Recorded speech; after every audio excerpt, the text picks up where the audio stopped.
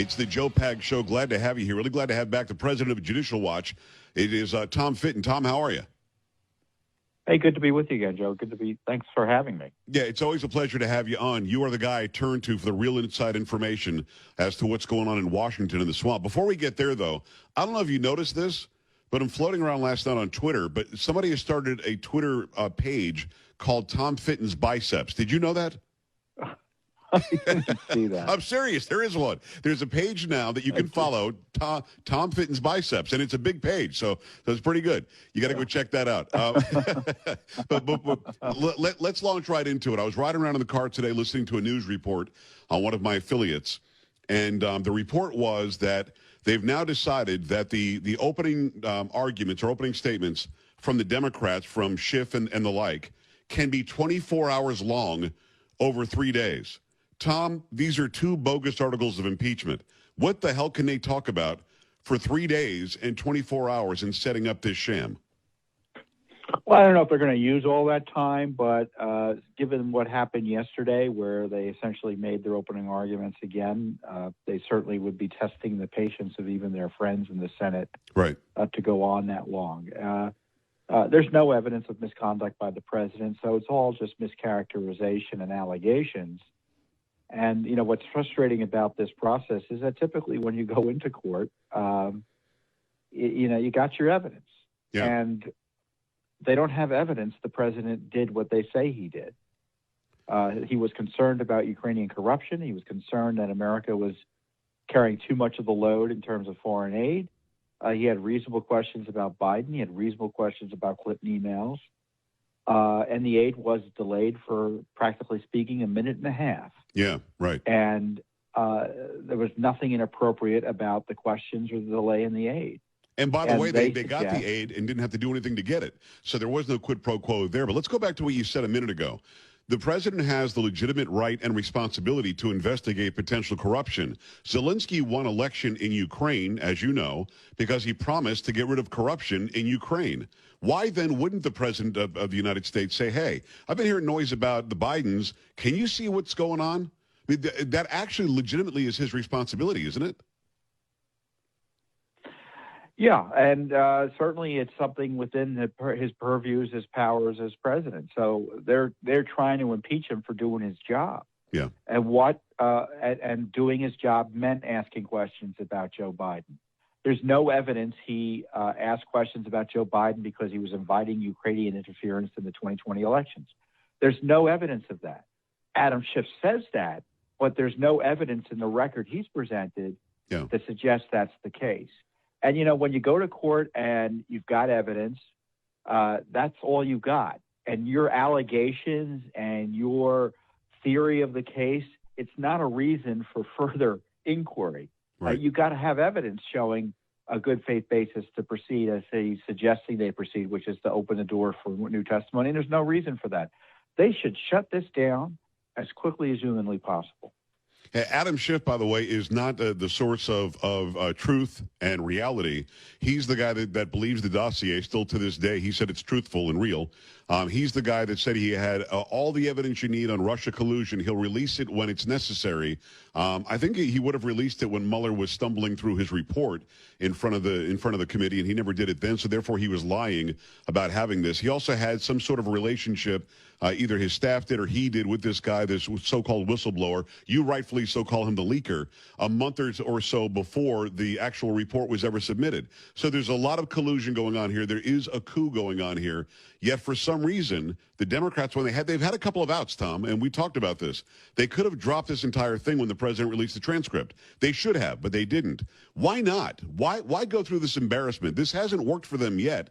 Do you think that in their heart of hearts they think that they're winning? Because they're not.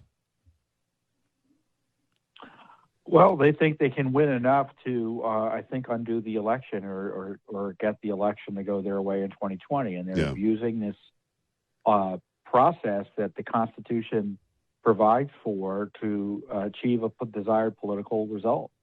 And the rules don't matter. The rights of the president don't matter.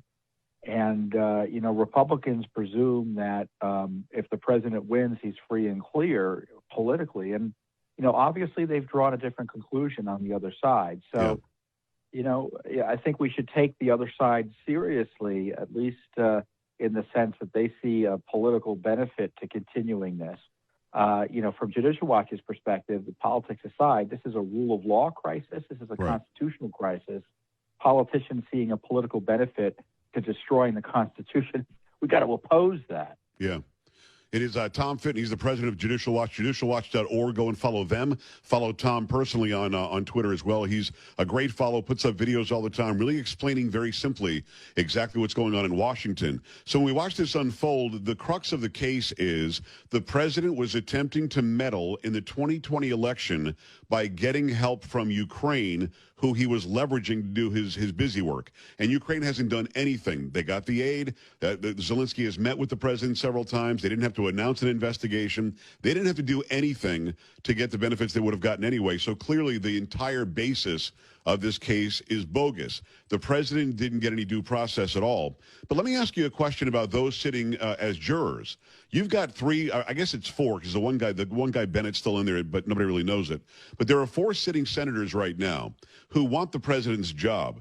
Tom, is it ethical in any sense of the term to have these people sit in judgment of a guy whose job they want? Well, that's a political question. Yeah. In theory, I mean, that's why impeachment is so controversial in this context. Yeah. Because typically you don't have the Senate trying to remove the president to use the word again, a minute and a half before the election. I mean, it's just an absurdity. And so you're raising issues that arise as a result of that absurdity. You've got senators who have a vested interest in removing the president for political purposes, pretending to sit in neutral judgment of him. And it highlights further why this process has been so, this constitutional process has been so undermined by this abuse. It is Tom Fitton, the president over at Judicial Watch, judicialwatch.org. Go and read every report they do. They're constantly working, looking out for you and making sure that we keep Washington, D.C. in check. When it comes to this word of witnesses, Schumer and Schiff and Nadler and Pelosi, they keep on going on and on and on and on and on about witnesses. Tom, was I half asleep for a month and a half when the House of Representatives had the right to call any witness they wanted? Why is it that there are new witnesses that they didn't call before pushing through the articles of impeachment that Pelosi sat on for a month? Why is it that suddenly there are new witnesses they need to see when it was their job to do the initial investigation? Wasn't that time to call the witnesses then? Well, you're too old-fashioned. You're following the rule of law. You're demanding due process. When we complained about that in the House, they said we can do what we want because we have the power in the House. Right. And so it was a power play, and now it's a new day, and there are no rules, and a coup has no rules. They don't have to play by the rules when you're pursuing a coup.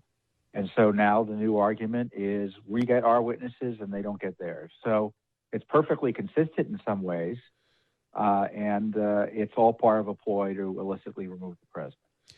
Now, I know that you believe that they should throw this out without any regard whatsoever. Have a nice day. This is a piece of garbage. It's frivolous. Get out of my chamber.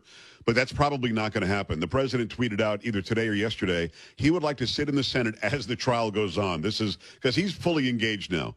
Tom, what do you think is going to happen? Is it going to be a couple of days, maybe a week or two? Will it be as many as 8 weeks, as Ted Cruz alluded to the other day? What behooves the president more to expose the left in this coup that you and I have been talking about for months? Would it be the righteous thing to do to just throw it out, or take a really long process and expose everybody for what they've done? Well, the worst would be the compromise, which is to bring only witnesses in to attack Trump, but allowing him to bring in witnesses to defend his actions. Agreed. And highlight that he's been the victim of prosecutorial misconduct and abuse by the coup cabal. That would be the worst. If it's an 8-week trial where everyone gets to call in witnesses and, there's full vetting of all these issues, it'd be difficult to complain about that. I mean, it would be abuse of the president, but at least he'd have due process. So it's either give him all the witnesses he wants or shut it down. Yeah. And it's that simple. Because the idea that they're going to have weeks of... Yeah. If you do something halfway in between, then what you're saying is you almost give in to what they wanted. Yeah, they've already got the benefit of their corruption with this absurd trial process as it is. They shouldn't be given any more minutes than they deserve, and that should be counted. And we should be thinking in terms of minutes here. Yeah. We should be looking to see how quickly can we stop it. And there's no reason to give them more witnesses. As I said, they don't have any evidence justifying witnesses. They have a conspiracy theory that would justify bringing witnesses in, but no court would allow you to do that. I mean, if I came in and I said to a court, well, I have a check I wrote, I have a check that Joe has here, and it shows a bribe. And what's your evidence for the bribe? Oh, well, there's a check. Well, that's not evidence. You know, that's your crazy theory of the case. You're not going to get into court with this.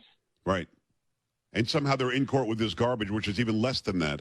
This is not a high crime nor a misdemeanor. And again, the Constitution says treason, bribery, or other high crimes and misdemeanors. Nothing they've charged him with is a high crime nor misdemeanor. It is not a crime whatsoever. Now, Bill Clinton was charged with crimes, actual crimes. You know, perjury is a real crime. So at the end of the day, what we have here is this sham continues. The coup attempt continues. They're going to lose, but I guess they think that they can win the vote in 2020, and I think that's blown up in their face too. Last question. Other than voting them out, which every 2 years you can vote the House of Representatives out, what's the recourse that can be taken because of these horrible and a complete miscarriage of justice charges brought against the president? Is there any punishment constitutionally for bringing false charges of impeachment or not? Well, I think there ought to be, for instance, a Justice Department investigation into the leaking to Schiff and the handling of that classified call he had with the Ukrainian ambassador at the time. It was classified, and it seemed to me to be shared for political purposes with the leaker, as opposed to any need to know. That could raise criminal issues. You know, my view, none of this is ever. You know, frankly, I think the president should sue the whole lot of them.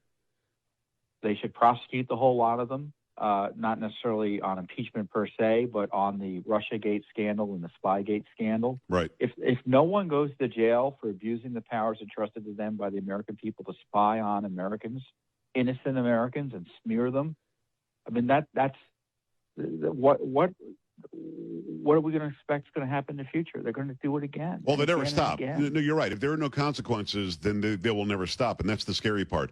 Tom, we could talk for 2 hours. There's been no consequence for Schiff. There's been no consequence for Schiff for abusing his power.